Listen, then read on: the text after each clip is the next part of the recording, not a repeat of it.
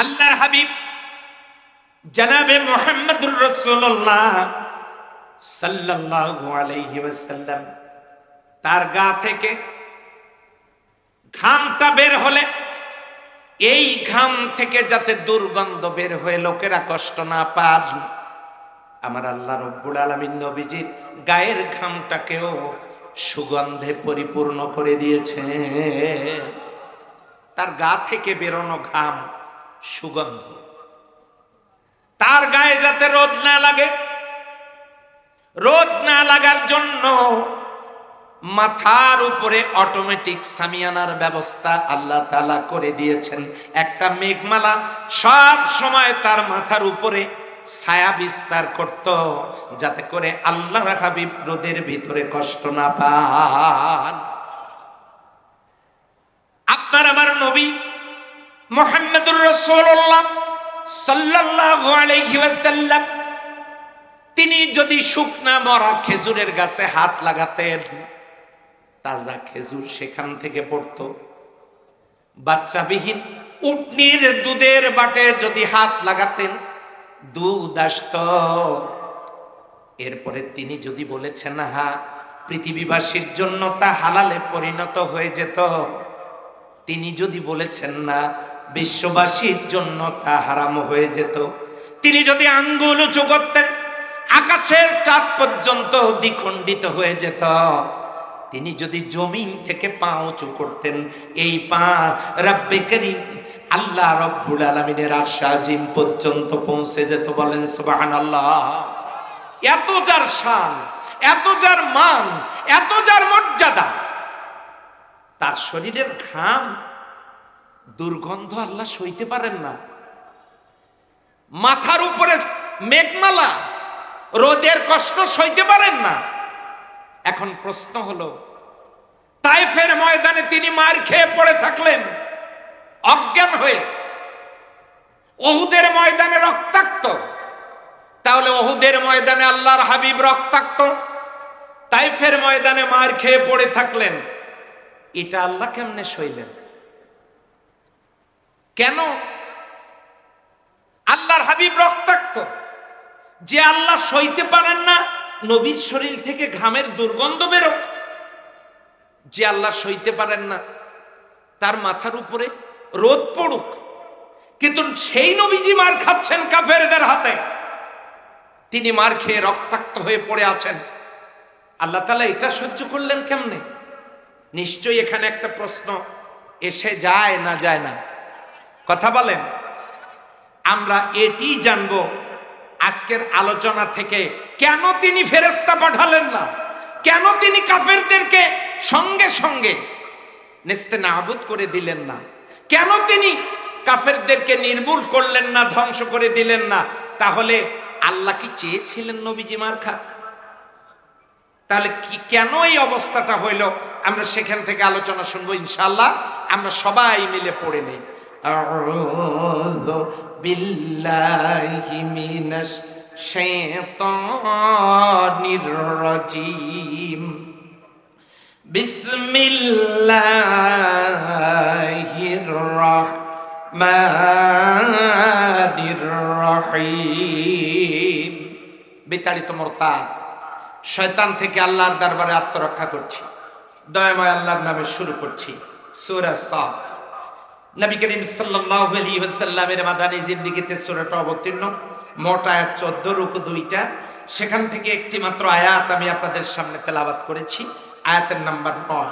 আল্লাহ সুবহানাহু ওয়া তাআলা বলছেন, ওয়াল্লাযী আরসালা রাসূলাহু বিল হুদা ওয়া দীনিল হক লিইয়ুযহিরাহু আলা দ্বীনি কুল্লিহি ওয়ালাউ কারিহাল মুশরিকুন।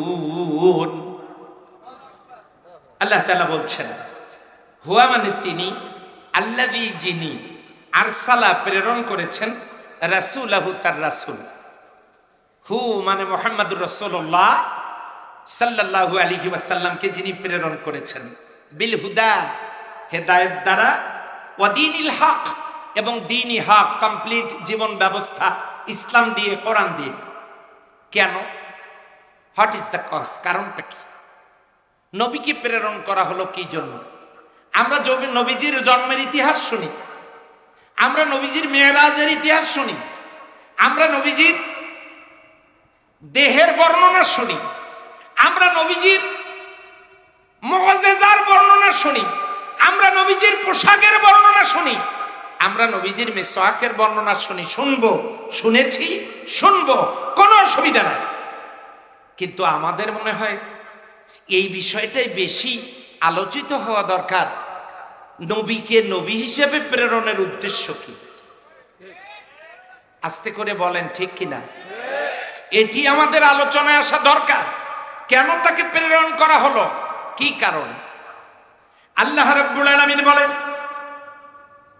নবীকে এই জন্য প্রেরণ করা হয়েছে লিইয়ুযহিরাহু আলাদ-দীনি কুল্লিহি ওয়ালাউ কারিহাল মুশরিকুন।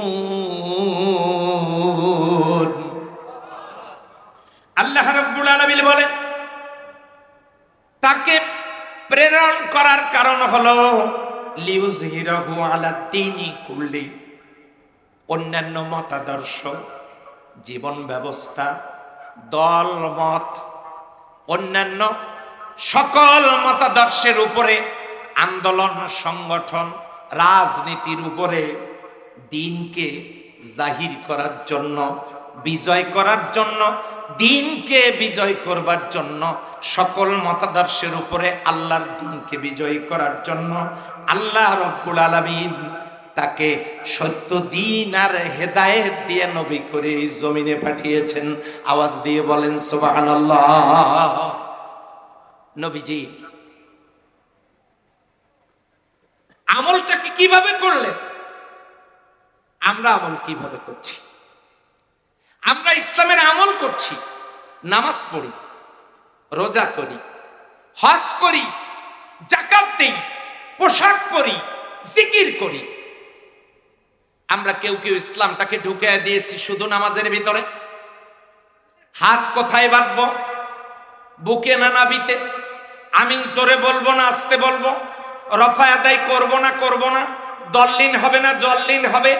এরপরে ফরজ সালাতের পরে দোয়া করব কি করব না? এরপরে আমরা দল্লিন বলবো না জল্লিন বলবো। গোটা ইসলামটাকে ঢুকায় দিয়েছি কেউ কেউ নামাজের ভিতরে, আবার কেউ কেউ গোটা ইসলামটাকে ঢুকায় দিয়েছি মসজিদের ভিতরে, আবার কেউ কেউ গোটা ইসলামটাকে ঢুকায় দিয়েছি খানকার ভিতরে, আবার কেউ কেউ গোটা ইসলামটাকে ঢুকায় দিয়েছি পোশাকের ভিতরে, কেউ কেউ ঢুকায় দিয়েছি এই ইসলামটাকে বিভিন্ন দরবারে। আমি কাউকে ছোট করছি না, আমরা ইসলাম অনুযায়ী আমল করছি। কিন্তু আল্লাহ তাআলা ইসলামের আমল করার কথা বলেছেন না যতটুকু, তার চাইতে বেশি বলেছেন গুরুত্ব দিয়ে। আকিমুস সালাত যেমন ফরজ, আকিমুদ্দিনও তো তেমনি ফরজ। কথা বলেন তো ঠিক কিনা? সম্মানিত ভাইয়েরা, আমার মা বোনেরা, খুব মনোযোগ দিতে হবে। আমরা সালাত কায়েম করো, সালাত কায়েম করি, সালাত পড়ি, কায়েম তো নেই, সালাত পড়ি, কিন্তু আকিমুদ্দিন, দিন কায়েম করো, কোরআনের সমাজ রাষ্ট্র কায়েম করো, এই ব্যাপারে আমরা নীরব। তার মানে আমরা ইসলাম পালন করব কিন্তু ইসলাম কায়েম করব না। সম্মানিত হাজিরিন, আল্লাহ তাআলা তার নবীজিকে প্রেরণ করেছেন অন্যান্য সকল মতাদর্শের উপরে দ্বীনকে বিজয়ী করবার জন্য। এই কথাটাকে আমরা যখন মানুষের সামনে বুঝাতে গেছি যে পরিপূর্ণ ইসলাম কায়েম করতে হবে, তখনই আমাদের শীর্ষস্থানীয় নেতৃবৃন্দকে ফাঁসির দড়িতে ঝুলিয়ে হত্যা করা হয়েছে। তাম পৃথিবীর শ্রেষ্ঠ, অন্যতম শ্রেষ্ঠ সম্পদ বর্তমান শতাব্দী, অন্যতম শ্রেষ্ঠ সম্পদ আল্লামা সাঈদী রাহিমাহুল্লাহ, তাকে নির্মমভাবে হত্যা করা হয়েছে। আলেম ওলামাদেরকে নির্দয়ভাবে কারাগারে নিক্ষেপ করা হয়েছে। অথচ পরিপূর্ণ ইসলাম, এই কথাটা আমরা এতদিন পর্যন্ত বলে আসছি, কিন্তু আমরা এটা বুঝাইতে পারি নাই, বুঝাইতে পারছি না। কারণ কি? কারণ হলো, একটা উদাহরণ দিলেই বুঝবেন। এক লোক মনে বড় আশা, বাচ্চাদেরকে বড় মাছ খাওয়াবেন। বড় মাছ কেনার তার টাকা নাই। তিনি করেছেন কি, হাটে ওই বড় বড় মাছ কেটে টুকরো টুকরো করে পিস করে বিক্রি করে না আপনাদের এলাকায়? করে। উনি সেখান থেকে ওজন করে কিছু মাছের পিস কিনে নিয়ে এসেছে। ছোট বাচ্চারা তাকে জিজ্ঞাসা করেছে, এইটা কি? বাবা বলেছে এটা মাছ। বাচ্চারা শুনেছে, খেয়েছে। আবার কিছুদিন পরে উনি ওই বড় মাছের পিস কিনে নিয়ে এসেছেন। তখন বাচ্চারা জিজ্ঞাসা করেছে এটা কি? যে মাছ। বাচ্চারা এই মাছের পিস দেখে খেতে খেতে বড় হয়েছে। আল্লাহ তাআলা তাকে একদিন টাকা দিয়েছেন। সেই টাকা দিয়ে তিনি বড় একটা মাছ কিনে তিনি বাজার থেকে বাড়িতে গেছেন। বাচ্চারা দৌড় দিয়ে এসে বলছে, বাবা এটা কি? বাবা বলছে মাছ। ছেলেরা তখন বলছে, না এটা তো মাছ না। মাছ মানে তো টুকরা, মাছ মানে তো পিস, মাছ মানে তো চাকা, মাছ মানে তো খণ্ড। আমরা তো জানি মাছ সেইটা, এটা কোন মাছ? বাবা বলছে যে এই মাছটাই হলো আসলে মাছ, এটা পরিপূর্ণ মাছ। এইটা কাটলেই পিস হয়, টুকরা হয়, খণ্ড হয়। এইটা কাটলেই হয়, এটা হলো পরিপূর্ণ। এইটার অংশ এর আগে যেগুলো এনেছিলাম সেইটা। সন্তানরা আর মোটেও মেনে নিচ্ছে না, তারা মাছ বলতে ওটাকেই বুঝেছে।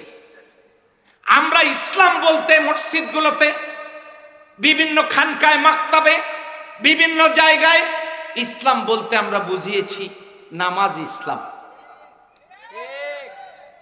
রোজা ইসলাম, হজ ইসলাম, যাকাত ইসলাম, পোশাক ইসলাম, জিকির ইসলাম, এগুলো আমরা বুঝাইছি। এখন যখন আমরা বলতে গেলাম আল ইয়াউমা আকমালতু লাকুম দীনাকুম ওয়া আতমামতু আলাইকুম নি'মাতি ওয়া রাদিতু লাকুমুল ইসলাম, আমরা যখন কমপ্লিট ইসলাম বুঝাইতে গেলাম, এই ইসলামের মধ্যে রাজনীতি আছে, সমাজনীতি আছে, শিক্ষানীতি আছে, সংস্কৃতি আছে, অর্থনীতি আছে, ব্যবসা বাণিজ্য আছে, পরিবার নীতি আছে, রাষ্ট্রনীতি আছে, সব আছে। এই ইসলামের মধ্যে ইবাদত বন্দিগি আছে, পোশাক আছে, কৃষ্টি, কালচার, তাহজিব, তামাদ্দুন সব আছে এই ইসলামের ভিতরে। আল্লাহ তাআলা এই ইসলামকে কায়েম করার কথা বলেছে। এই কথা বলার পর মুসলমান মায়ের ঘরে জন্ম নেওয়ার পরেও এক শ্রেণীর মুসলিম নামধারী লোক যারা আমাদের বিরোধিতা করে, কথা বলেন ঠিক কিনা? শুধু বিরোধিতাই না, এই ইসলাম যাতে সমাজে কায়েম হতে না পারে, এই জন্য যারা মানুষের তৈরি করা মতাদর্শ নিয়ে রাজনীতি করে, তারা সিদ্ধান্ত নিল ইসলাম যারা কায়েম করতে চায় তাদেরকে আগাতে দেয়া যাবে না। সাংস্কৃতিক কর্মীরা চিন্তা করলো ইসলামী সংস্কৃতি চালু হইলে আমাদের এই অপসংস্কৃতি এগুলো তো মানুষ দেখবে না, কাজেই তাদেরকে আগাতে দেয়া যায় না। ইসলামী শিক্ষা চালু হলে নৈতিকতা বিবর্জিত শিক্ষা ব্যবস্থা তো থাকবে না। এই যারা শিক্ষা সিলেবাস তৈরি করেন তারা তার বিরোধিতা করলো, রাষ্ট্র সরকার বিরোধিতা করলো। ইসলাম কায়েম হলে আমি তো ইসলামী রাষ্ট্রের ঝাড়ুদার হওয়ারও যোগ্যতা রাখি না, তারা বিরোধিতা করলো। এমনি করে করে সবাই যার যার অবস্থান থেকে পরিপূর্ণ ইসলাম কায়েমের অন্তরায় হয়ে দাঁড়ালো। ইসলামী সমাজ যারা কায়েম করতে চায় তাদের বিরুদ্ধাচারণ করা শুরু করে দিল। কিন্তু আল্লাহ রাব্বুল আলামিনের কালামের দিকে লক্ষ্য করুন। আল্লাহ রাব্বুল আলামিন বলেন, লিইউযহিরাহু আলাদ-দীনি কুল্লিহি ওয়ালাউ কারিহাল মুশরিকুন। আল্লাহ বলছেন, মানুষের তৈরি করা মতাদর্শের উপরে, অন্যান্য দল মতের উপরে, যা ইসলাম সমর্থিত নয় এমন মতাদর্শের উপরে দিন বিজয়ী করার দায়িত্ব দিয়ে আপনাকে প্রেরণ করা হয়েছে। আপনি মহান দায়িত্ব দিয়ে আল্লাহ তাআলা আপনার নবীজিকে জমিনে প্রেরণ করলেন, কিন্তু তাকে মার খাওয়ালেন কেন? তাইফের ময়দানে তার উপরে জুলুম চলল কেন? তিনি কেন উহুদের ময়দানে আহত? তার আহত হওয়ার সংবাদে তাকে যখন উহুদ পর্বতে নিয়ে যাওয়া হচ্ছে একটু বিশ্রামের জন্য, গোটা উহুদ পর্বত কাঁপতেছিল। আল্লাহর হাবিব সাল্লাল্লাহু আলাইহি সাল্লাম বললেন, উসবুত ইয়া উহুদ, হে উহুদ তুমি থেমে যাও। ফাইন্না আলাইকা নাবিয়াল্লাহ ওয়াস সিদ্দিক ওয়াস শাহিদাইন, তুমি থেমে যাও, কাঁপাকাঁপি করো না।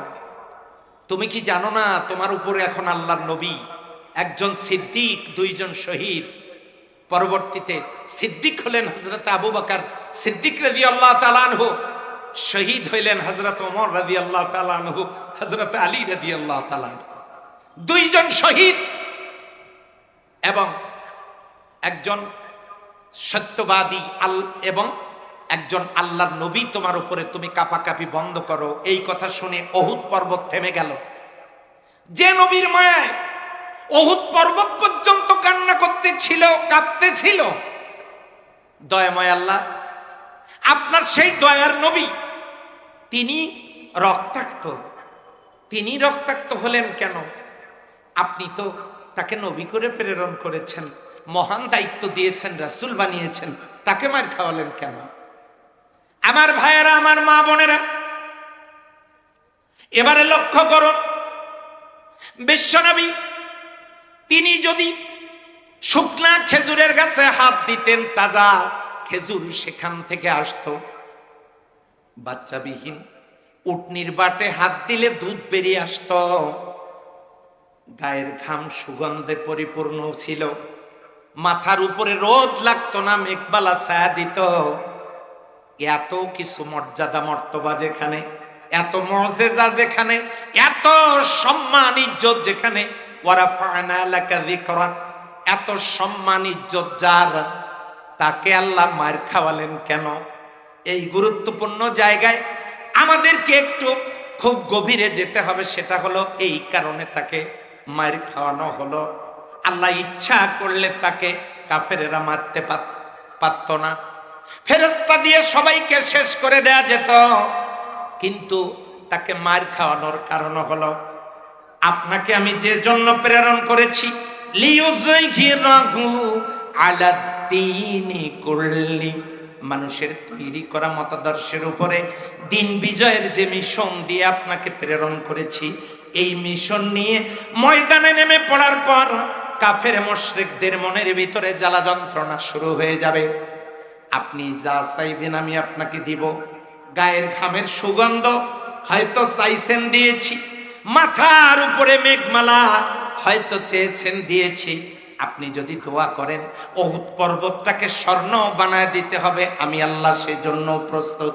তার মানে দুনিয়ায় আপনি যা কিছু চাইবেন আমি আপনাকে দিব, কিন্তু আমি যে দায়িত্ব দিয়ে আপনাকে প্রেরণ করেছি সেই দায়িত্ব হলো দিন বিজয়ের দায়িত্ব।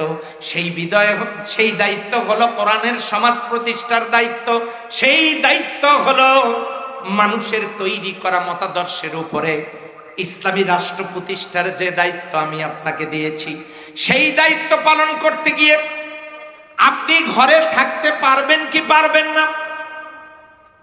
আপনাকে কি রাতের আধারে হিজরত করতে হবে কি হবে না? আপনি, আপনার সাহাবীরা, তাদের শরীর ক্ষতবিক্ষত হবে কি হবে না? সাহাবীদের জীবন থাকবে কি থাকবে না, নাকি তারা শহীদ হয়ে যাবে? আপনাকে জেলখানায় থাকতে হবে কি হবে না? শিয়াবে আবু তালিবের কারাগারে 3টি বছর আল্লাহর নবী ছিলেন। আপনাকে কারাগারে থাকতে হবে কি হবে না? আপনার জীবন থাকবে কি থাকবে না? আপনার জান থাকবে কি থাকবে না? আপনি বাড়িতে থাকতে পারবেন কি পারবেন না? আপনাকে হিজরত করা লাগবে কি লাগবে না? সাহাবীদের জীবন দেয়া লাগবে কি লাগবে না? আমি আল্লাহ ওইটা আমার আমার দৃষ্টিতে আমি আনবো না।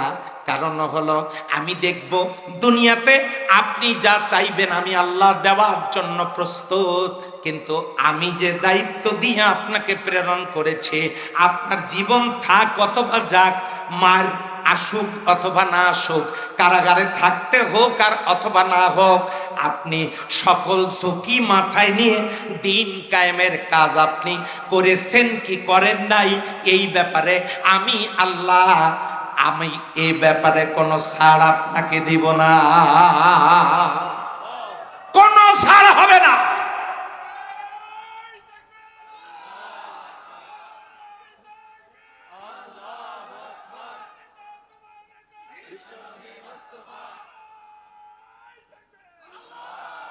বিশ্বনবীকে দুনিয়ার সব নিয়ামত আল্লাহ দিতে চেয়েছেন, মার খাওয়ানোর কারণ হলো এখান থেকে যাতে নবীর উম্মতেরা শিক্ষা গ্রহণ করতে পারে, যার আগের এবং পরের সকল গুনামাপ, আসিমাতুল আম্বিয়া, সকল নবীগণ মাসুম, যাদের জিন্দিগিতে কোনো গুনাহ নাই।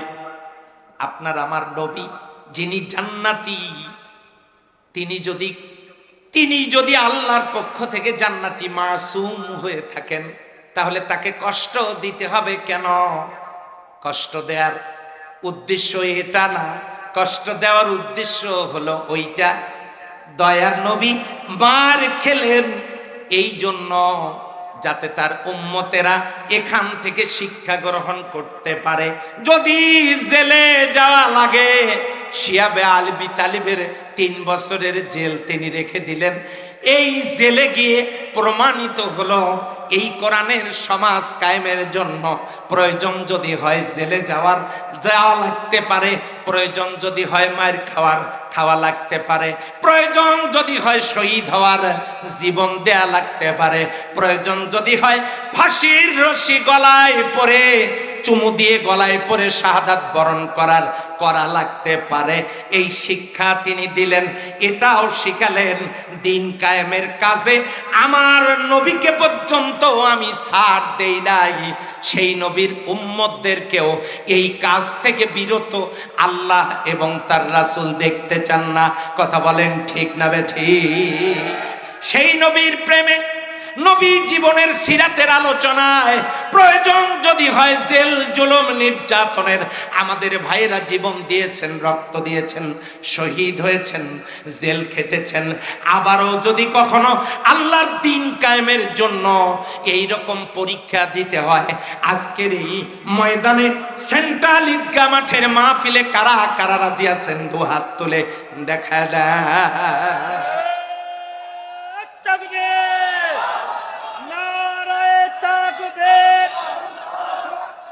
আমার নেতা তোমার নেতা।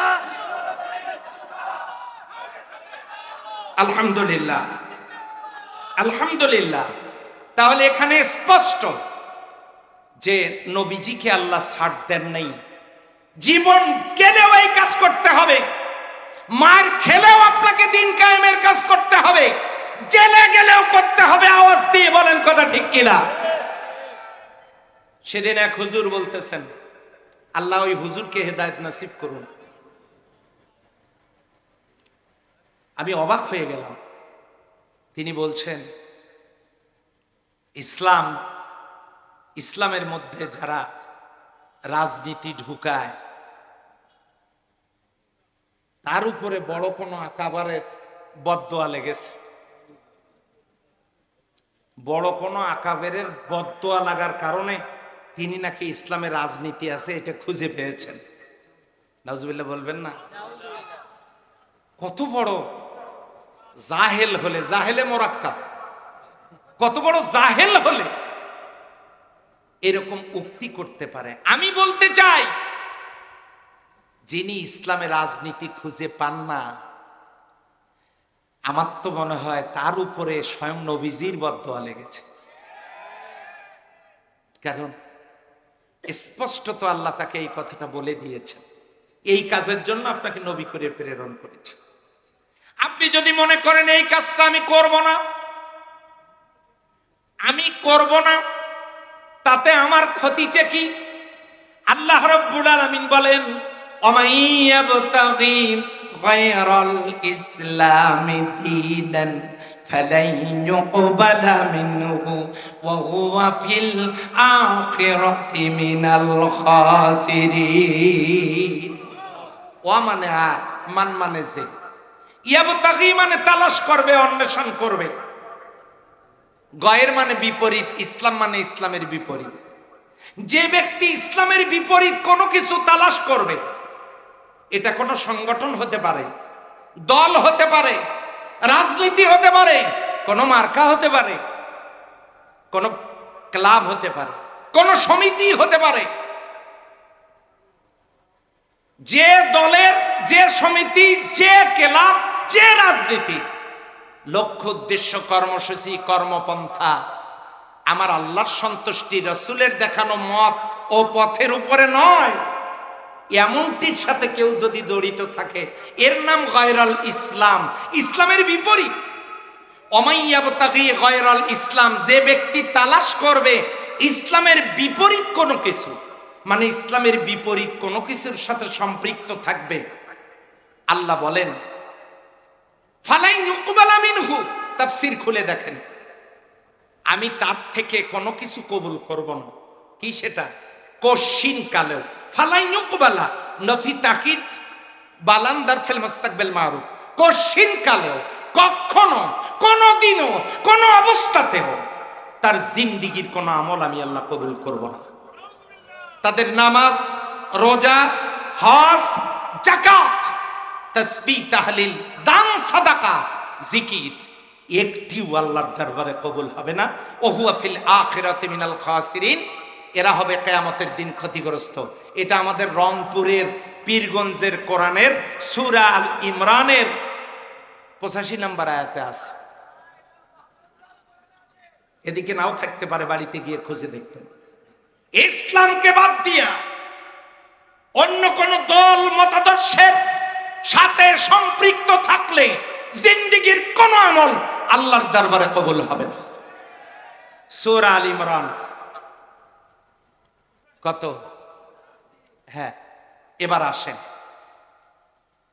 এই কাজটা আল্লাহর জমিনে আল্লাহর দ্বীন কায়েমের কাজ নবিয়ানা তরিকায় কেউ যদি করতে না পারি, এবারে আল্লাহর নবী কি বলেন লক্ষ্য করে দেখেন।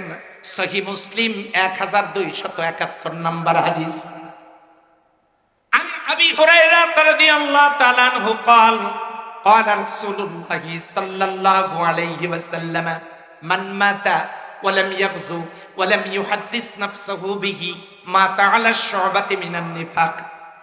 আল্লাহর নবী বলেছেন, হযরতে আবু হুরায়রা রাদিয়াল্লাহু তাআলা আনহু বলেন, আল্লাহর নবী বলেছেন, মান মাতা, যে লোকটা মরে গেল, ওয়ালাম ইয়াগজু, অথচ সে গাজওয়া করে নাই,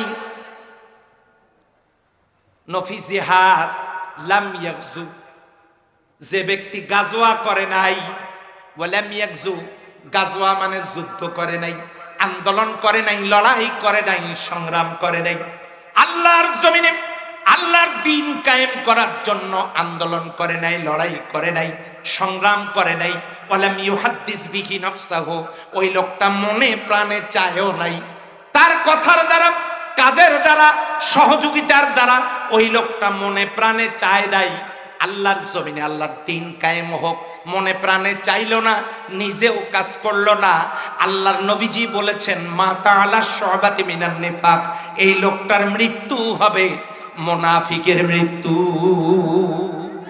কিসের মৃত্যু হবে?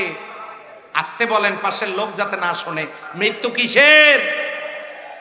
তাহলে আল্লাহর হাবিবকে আল্লাহ সুবহানাহু ওয়া তাআলা দ্বীন কায়েমের মিশন নিয়ে, নবুয়ত দিয়ে, সালাত দিয়ে যাকে প্রেরণ করা হলো, সেই নবীর উম্মতেরা দ্বীন কায়েমের আন্দোলন বাদ দিয়া মানুষের তৈরি করা মতাদর্শের পিছনে ছুটলে জিন্দেগীর আমল কবুল হবে না।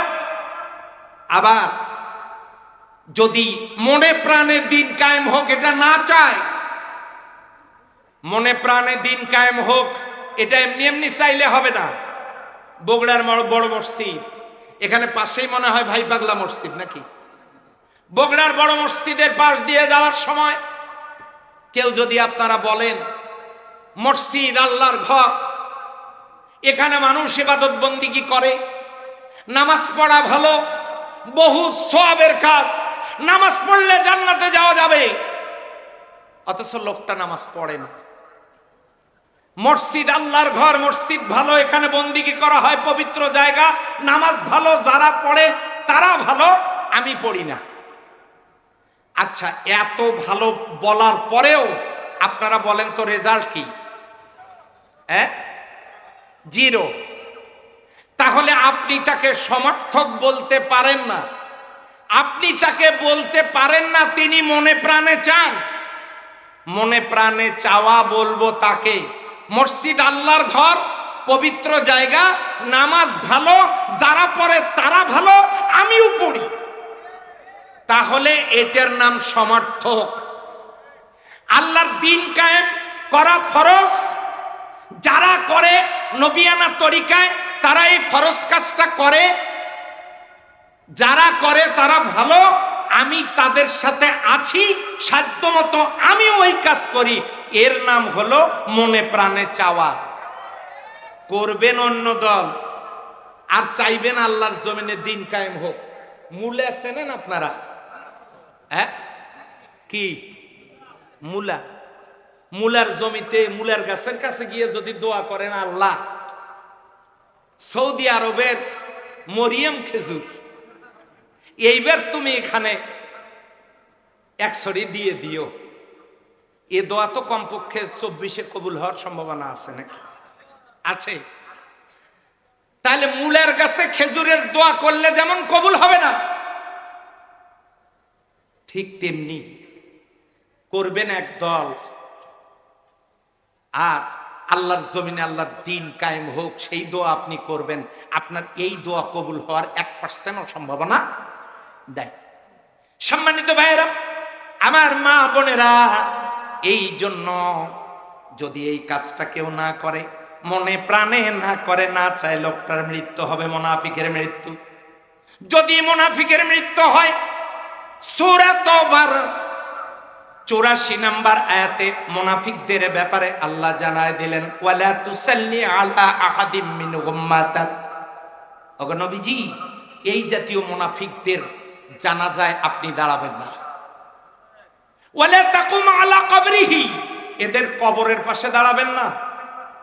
আপনি এদের জন্য দোয়া করলেও, ইন তাস্তাগফির লাহুম 70 মাররা, আপনি যদি 70 বারও দোয়া করেন আল্লাহর দরবারে মুনাফিকদের মাপের জন্য, নাজাতের জন্য, এই দোয়াটা আল্লাহর দরবারে কবুল হবে না। আপনাদের কষ্ট হচ্ছে মনে হয় নাকি সম্মানিত ভাইয়েরা? তাহলে এই কাজটা আমাদেরকে করতে হবে মুনাফিক মুক্ত জীবন যাপন করার জন্য, নবিয়ানা তরিকায়, লিউযহিরাহু আলা দ্বীনি কুল্লি, মানুষের তৈরি করা মতাদর্শের উপরে কোরআনের সমাজ কায়েমের আন্দোলনের কাজ করা লাগবে।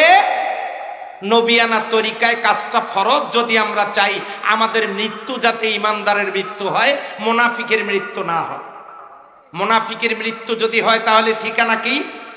আল্লাহ তাআলা বলেছেন, ইন্নাল মুনাফিকিনা ফিদ দারকিল আসফালি মিনান নার, মুনাফিকের ঠিকানা জাহান্নামের নিম্ন স্তর। এখন প্রশ্ন আসতে পারে, এই কাজটা যদি আমি করি তাহলে এটার ব্যাপারে আমার আল্লাহর চূড়ান্ত ঘোষণা কি? আপনি সূরা আল ইমরানের 142 নম্বর আয়াতের দিকে তাকায় দেখেন, আল্লাহ বলেন, আম হাসিবতুম আন তাদখুলুল জান্নাহ ওয়ালাম্মা ইয়ালামিল্লাহুল্লাযীনা জাহাদু মিনকুম ওয়া ইয়ালামাস সাবিরিন। আম হাসিবতুম আন তাদখুলুল জান্নাহ, তোমরা কি মনে করেছো আমি তোমাদেরকে এমনি এমনি জান্নাত দেব? ওয়ালাম্মা ইয়ালামিল্লাহুল্লাযীনা জাহাদু মিনকুম, আমি পরীক্ষা করে দেখব না তোমাদের মধ্যে কারা কারা জিহাদ করেছো, আল্লাহর জমিনে আল্লাহর দ্বীন কায়েম করার জন্য এই কাজটা কারা করছো আর কারা করো নাই। আর ওই কাজটা করতে গিয়ে বিপদ আপদ মুসিবতে ওয়া ইয়ালামাস সাবিরিন, কারা কারা ধৈর্য ধারণ করেছো আর কারা কারা করো নাই। ধৈর্য ধারণ করেছো কারা কারা, দ্বীন কায়েমের আন্দোলন করেছো কারা কারা, এর হিসাব নিকাশ না নেওয়া পর্যন্ত তোমরা কি মনে করেছো আমি তোমাদেরকে জান্নাত দিব? তাহলে এখান থেকে কি প্রমাণিত হলো? সূরা আল ইমরানের 142 নম্বর আয়াত থেকে প্রমাণিত হলো আল্লাহর জান্নাতে যাওয়ার জন্য আল্লাহর জমিনে আল্লাহর দ্বীন কায়েমের আন্দোলন করার দরকার। আস্তে করে বলেন, আছে না নাই? সম্মানিত ভাইয়েরা, এখন প্রশ্ন হলো করব কিভাবে? আল্লাহ রাব্বুল আলামিন বলেন, ইন্নাল্লাহা ইউহিব্বুল্লাযীনা ইউকাতিলুনা ফি সাবিলিহি সাফফান কান্নাহুম বুনিয়ানুম মারসুস। আল্লাহ তো ওই সব লোকদেরকে নিশ্চয়ই ভালোবাসেন। কারা তারা?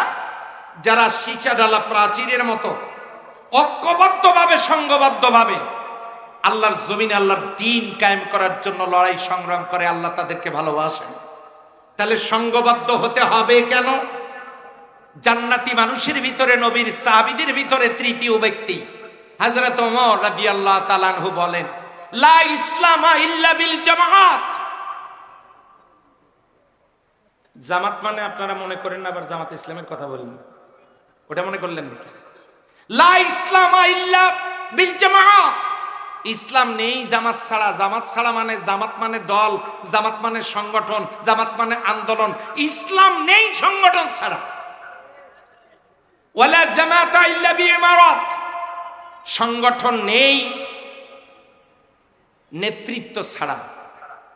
ওয়ালা ইমারাতা ইল্লা বিত্তাআত, আর নেতৃত্ব নেই আনুগত্য ছাড়া। তাহলে ইসলাম, সেই ইসলামকে, ইসলামী সমাজ বিনির্মাণের জন্য আমাদেরকে একটা সংঘবদ্ধ জীবন যাপন করতে হবে। যারা আল্লাহর জমিনে আল্লাহর দ্বীন কায়েম করতে চায়, এই রকম আন্দোলন সংগঠন যদি আপনাদের নজরে থাকে, আছে বলে মনে করেন, সেই আন্দোলনে যুক্ত হতে কারা কারা রাজি আছেন? দু হাত তুলে দেখা দেয়।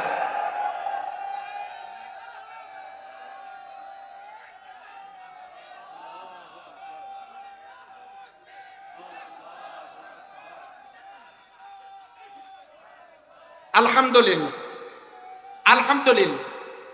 এখন প্রশ্ন আসতে পারে, সেই আন্দোলন লড়াই সংগ্রাম করতে গেলে লাগবেটা কি?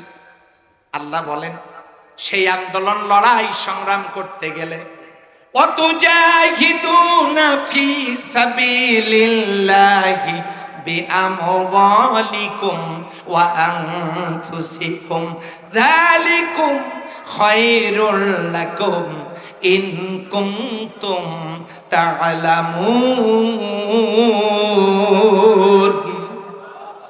সেই আন্দোলন করতে গেলে, লড়াই সংগ্রাম করতে গেলে দুটো জিনিস লাগবে। দুটো জিনিসের প্রথম নাম্বার হলো মাল দেওয়া লাগবে, অর্থ খরচ করা লাগবে। দুই নাম্বার, প্রয়োজন যদি হয় জানটা দেওয়া লাগবে। এখন প্রশ্ন আসতে পারে, জান দেওয়া বলতে আজকেই কি বাড়িতে গিয়ে আত্মহত্যা করব নাকি? না, সেটা হলো, জান দেওয়ার অর্থ হলো পাঁচটা। জোরে বলেন কয়টা? এক নম্বরে জান দেওয়ার অর্থ হলো সময় দেয়া। জান দেওয়ার অর্থ হলো আপনার যে মেধা, যোগ্যতা, সার্টিফিকেট, চেয়ার, পাওয়ার, ক্ষমতা, এগুলোকে আল্লাহর জন্য বিনিয়োগ করা। জান দেওয়ার অর্থ হলো স্ত্রী, পুত্র, পরিবার, পরিজন, সন্তান, সন্ততিগুলোকে আল্লাহর দ্বীনের পথে উদ্বুদ্ধ করা। জান দেওয়ার অর্থ হলো আপনার যে শান, মান, মর্যাদা আল্লাহ রব্বুল আলামিন দান করেছেন, এগুলোকে আল্লাহর জন্য কোরবানি দেয়া। জান দেওয়ার অর্থ হলো জীবনের সকল কাজ আল্লাহর সন্তুষ্টির জন্য করা। বলেন সুবহানাল্লাহ। এখন প্রশ্ন আসতে পারে, এই কাজটা করতে গেলে কোনো মুসিবত, বিপদ, আপদ আছে না নাই? আমরা তো দেখি অনেক মুসিবত, অনেক বিপদ। হ্যাঁ, একটু পরীক্ষা আছে। কি সেই পরীক্ষা?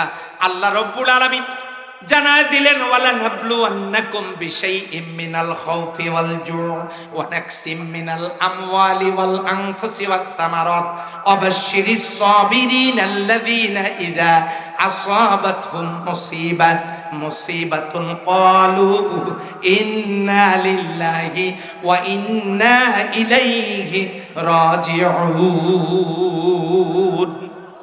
এই পরীক্ষাগুলো আমি তোমাদের কাছ থেকে নিব। সম্মানিত ভাইরা, স্বর্ণ তো চেনেন আপনারা? চেনেন না? এই নিউ মার্কেটে ঢোকা যায় না। আমি কিছুদিন আগে একটা বিশেষ কারণে আসছিলাম। হাইরে আল্লাহ, বগুড়ায় এত মহিলা মার্কেট করে, বাইরে গিয়ে ওয়াজ করা যাবে। প্রতিদিন এত মহিলা কেমনে আসে বগুড়ায়, আমি অবাক হয়ে যাই। আমি তাদের বিরুদ্ধে আলোচনা করছি না। তো এই নিউ মার্কেট দিয়ে যেখানে স্বর্ণ বিক্রি হয়, ওই জুয়েলার্সের ওই গলি দিয়ে আমি যখন যাচ্ছিলাম, সেই স্বর্ণের যখন অলংকার বানানো হয়, আচ্ছা বলেন তো, এই স্বর্ণকে আগুনের ভিতরে দেয়া হয় কি হয় না? আগুনের ভিতরে স্বর্ণ দেওয়া হয়, আবার সেই স্বর্ণ হাতুড়ি দিয়ে পেটানো হয়। স্বর্ণ আগুনে দেয়া হলো, এত দামি জিনিস হাতুড়ি দিয়ে পেটানো হলো। স্বর্ণ তারপরেও নীরব কেন? কেন আওয়াজ নেই? কারণ কি? কারণ হলো স্বর্ণ ভালো করেই জানে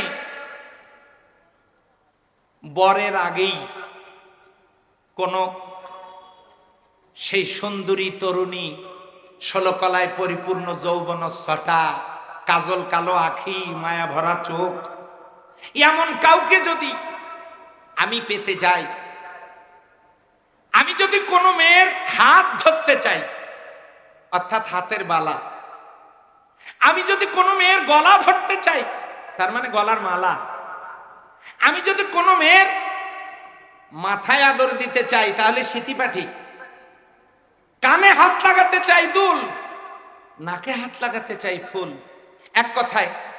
আর আমি যদি কোমরের বিছা হয়ে থাকতে চাই, তাহলে ওই বিয়ের আগে ওই মহিলা তার স্বামী তার হাতে হাত রাখার আগেই ওই কনের শরীর দখলের জন্য আমাকে তো এতটুকু কষ্ট করতেই হবে, আমাকে একটু মায়ের খেতে হবে, আমাকে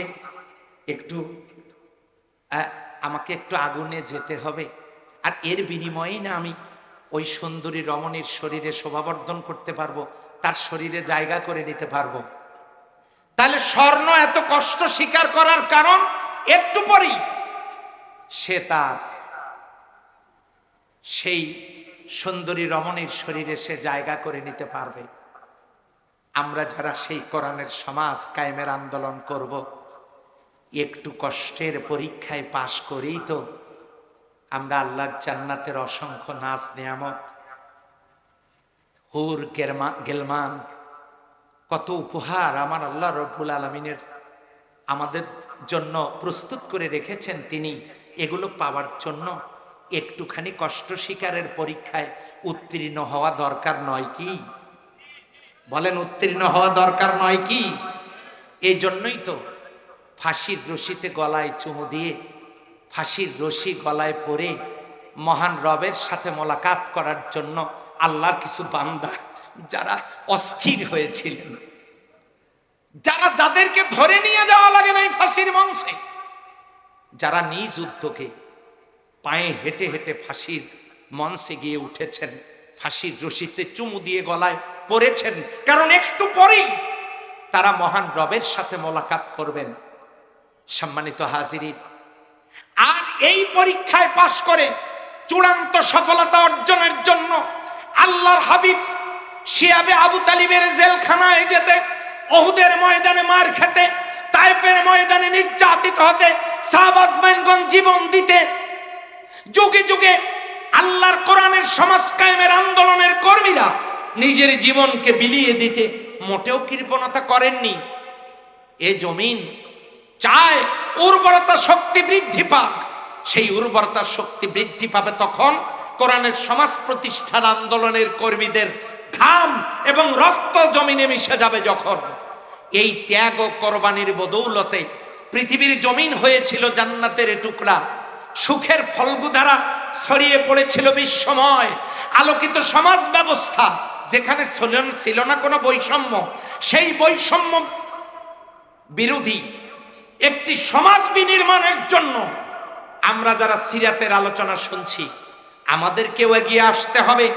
জীবনের সকল কঠিন পথ পাড়ি দিয়ে আল্লাহর প্রিয় বান্দারা যেমন চেষ্টা করে কোরআনের সমাজ কায়েম করেছেন মানবতার সুখ শান্তির জন্য, সেই কোরআন ঘরে মাদ্রাসায় মসজিদে সুরক্ষিত সংরক্ষিত সেই কোরআন দিয়ে সমাজ যদি আমরা চালাতে পারি, একবিংশ শতাব্দীতে আমরাও দেখতে পারবো একটি আলোকিত সুবহে সাদিক।